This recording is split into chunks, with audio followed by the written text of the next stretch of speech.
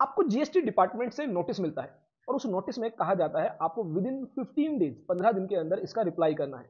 मान लीजिए आपको नोटिस मिलता है 1 नवंबर को और कहा गया है कि 15 नवंबर तक आपको रिप्लाई करना है। आप किसी वजह से 15 नवंबर तक रिप्लाई नहीं कर पाते हैं। आपका जो रिप्लाई है वो 18 नवंबर तक बनकर तैयार होता है और उसके बाद आप वो रिप्लाई फाइल करते हैं। लेकिन डिपार्टमेंट कहता है कि जो रिप्लाई करने का समय था 15 दिन का वो अब निकल चुका है। अब ऐसे में आपके इस रिप्लाई को हम कंसीडर नहीं करेंगे और उसके बाद 25 नवंबर को एक ऑर्डर पास कर दिया जाता है आपके अगेंस्ट, आपके रिप्लाई को बिना कंसीडर किए। आपके रिप्लाई को जो है वहां पर कंसीडर नहीं किया जाता। तो क्या ऐसे में ये जो ऑर्डर पास किया गया है क्या ये एक वैलिड ऑर्डर है?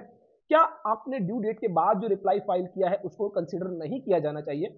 तो सबसे पहले आपकी इसके बारे में क्या राय है कमेंट बॉक्स में टाइप कीजिए। उसके बाद आगे हम डिस्कस करते हैं कि इस केस में क्या हुआ।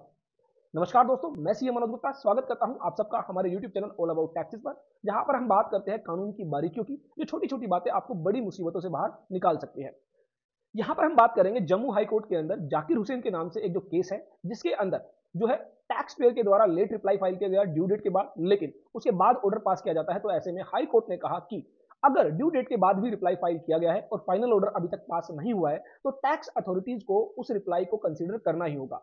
अगर टैक्स अथॉरिटीज उस रिप्लाई को कंसीडर नहीं करेंगी तो ये जो है प्रिंसिपल ऑफ नेचुरल जस्टिस का वायलेशन होगा और ऐसे जो भी ऑर्डर पास किया जाएगा वो इनवैलिड होगा। और ऐसा ही यहां पर भी किया गया, जो ऑर्डर पास किया गया बाय द टैक्स ऑफिसर उसको इनवैलिड करार दिया गया, क्वैश कर दिया गया, डिलीट कर दिया गया।